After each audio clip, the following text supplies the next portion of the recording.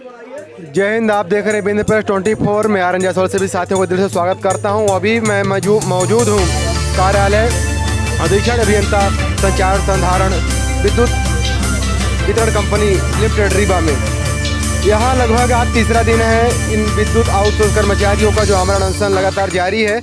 इस बीच में लगातार कल आपने वीडियो में देखा है किस तरीके से प्रशासनिक अमला आता है और इन कर्मचारियों को धमकाता है। उनका कहना था प्रशासनिक अमला का और यहाँ के अधीक्षण अभियंता महोदय का कहना था किसी भी तरह से आमरण अनशन करने के पूर्व कोई सूचना नहीं दी गई, जबकि इनके द्वारा पावती ली गई थी दंडाधिकारी महोदय और एसडीएम महोदय और थाना प्रभारी के साथ साथ अधीक्षण अभियंता महोदय को भी।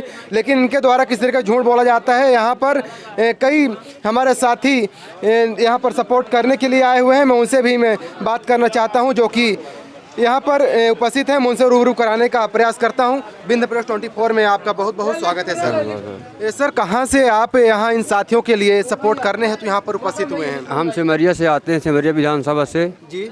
अगस्त क्रांति का हरदम सपोर्ट करते हैं।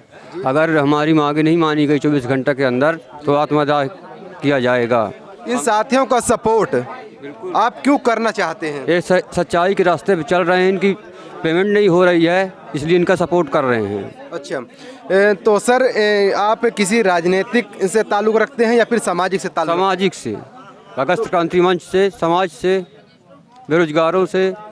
तो सर जैसा कि आप लगातार 3 दिनों से यहाँ पर बैठे हुए हैं, आज तीसरा दिन आमरण अनशन का है, ये प्रशासनिक अमला के माध्यम से किस तरीके का मोड़ और किस तरीके का परिणाम अब देखने को मिल रहा है? ये जिस तरह से आज तीसरा दिन है आमरण अनशन का और ये लगभग हर गांव से 1-2 बच्चे आते हैं बेरोजगार और जो हर घरों में उजाला करते हैं। पहले भी घटनाएं हो रही थी, देख रहे थे, कई अपाहिज घूम रहे हैं।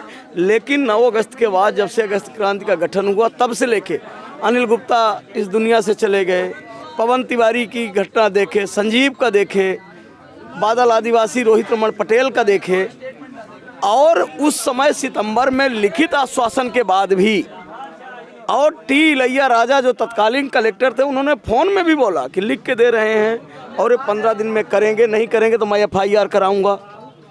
और ऐसे वरिष्ठ लोगों के बातों में आके और लिखित देख आश्वासन के बाद हमारे साथियों ने, अगस्त क्रांति मंच ने, बिंद आउटसोर्स ने अनशन को स्थगित किया था।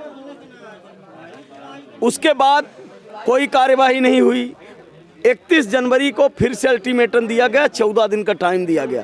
जैसे आज आते हैं 10 दिन मांगते हैं, 14 दिन दिया गया था तो कुछ नहीं किए। ये बहुत बड़ा घोटाला है। इससे पहले लाल पुष्पराज सिंह, बर्ड क्लास, ये यहाँ पे जांच हो तो अरबों खरबों का घोटाला सामने आएगा। ये बहुत बड़ा स्कैम है। अब आप देख रहे हैं कि गाँव से लोग निकल के समर्थन करने आ रहे हैं। अभी ये आदित्य त्रिपाठी जी आए हुए हैं, इनका धन्यवाद देता हूँ। और इन्होंने जो घोषणा की है कि अगर 24 घंटे के अंदर मांग नहीं मानी जाती तो आत्मदाह करेंगे।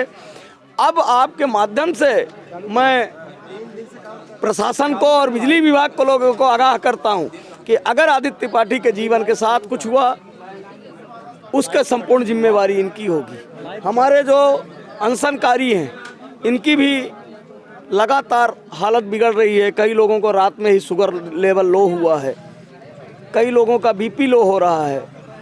उसके बाद भी ये प्रशासन को गुमराह कर रहे हैं। जैसा इन्होंने पत्र जारी किया कि कोई सूचना नहीं थी, उसके सबूत दिए गए।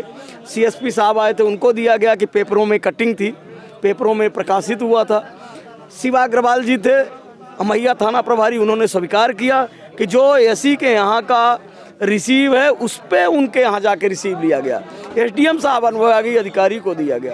ये चोर अपने को बचाने के लिए मजदूरों को। और दूसरा देखिए कि आज आप लोगों ने आज तक देखा होगा कोई भी धरना प्रदर्शन आंदोलन कर्मचारियों का होता है नियमितीकरण का, अपनी वेतन वृद्धि का। ये हिंदुस्तान के इतिहास का पहला ऐसा आंदोलन है जो मजदूर अपनी जो मजदूरी किया है उस मजदूरी को लेने के लिए और आमरण अनशन कर रहा है। ये बहुत बड़ा काला दिन है, प्रशासनिक व्यवस्था के ऊपर कालिक है और जो जनप्रतिनिधि हैं उनके लिए भी ये बहुत बड़ा प्रश्न चिन्ह है। बिल्कुल, बहुत बहुत धन्यवाद। सर जैसा कि आप भी लगातार लगभग आज तीसरा दिन आमरण अनशन में बैठे हुए हैं, यहाँ पर जितने भी साथी हैं तो उनकी तबीयत कैसी है? उनकी तबीयत बहुत ज़्यादा ख़राब होती दिख रही है हमको। कल 3 दिन से लगातार बेचारे आमरण अनशन, मतलब आप भी समझते होंगे कि आमरण अनशन मतलब कुछ नहीं ले रहे हैं। उसके बावजूद भी यहाँ का न शासन न प्रशासन, हमारे आज विधानसभा में हमारे जनप्रतिनिधि भी हैं, हम लोगों ने वोट भी दिया, लेकिन हम लोगों की कोई सुनवाई नहीं कर रहा। तो आपके ये माध्यम से हमको ये लग रहा है कि हमारी न्यूज़ हमारे भाइयों स्टेशनों में जो जा रही है, उन लोग सब आएँ और इन भाइयों का एक बार देखें कि किस तरह स्थिति जा रही है। लेकिन बहुत बुरी स्थिति हमारे रीवा बिंद में युवाओं के लिए है कि हमारे यहाँ 8 विधानसभाओं में बीजेपी के सरकार होते हुए मजदूरों की मजदूरी मारी जा रही है। इसके लिए हम बहुत वो हैं, हमारे आदित्य त्रिपाठी जी बोले हैं कि अगर 24 घंटे के अंदर निराकरण नहीं निकलता तो आत्मदाह करेंगे, और इनके साथी भी इनके साथ आत्मदाह करने के लिए तैयार रहेंगे। हाँ, बिल्कुल, कहीं न कहीं ये बहुत बड़ा प्रश्न है यहाँ के शासन और प्रशासन के ऊपर। यहाँ पर चिकित्सा अधिकारियों द्वारा किसी भी तरह से जाँच हेतु 3 दिनों के बीच में उनका आना हुआ या फिर अभी तक नहीं आ पाए? आना हुआ, लेकिन कल रात को जब एसडीएम साहब द्वारा कहीं न कहीं जानकारी कलेक्टर साहब दिए होंगे, तब मेडिकल टीम रात को 12 बजे पहुंची।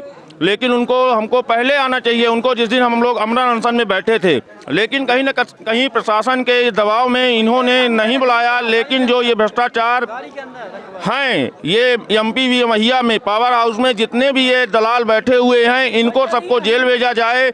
ESI EPF का इतना बड़ा घोटाला है कि मतलब मजदूरों की मजदूरी के लिए आमरण अनशन किया जा रहा, मतलब ये कभी भी नहीं हुआ। लोग रेगुलर के लिए आमरण अनशन करते थे और हमको रेगुलर किया जाए, हमको मानदेय बढ़ाया जाए, लेकिन किसी की मजदूरी के लिए आमरण अनशन कभी नहीं हुआ। आप कैमरामैन की तरफ से मैं यही कह रहा हूँ कि आपकी तरफ जो न्यूज़ जाए वो सबको आदेशित करें और जहाँ तक पहुँच सके ये पहुँचाएँ।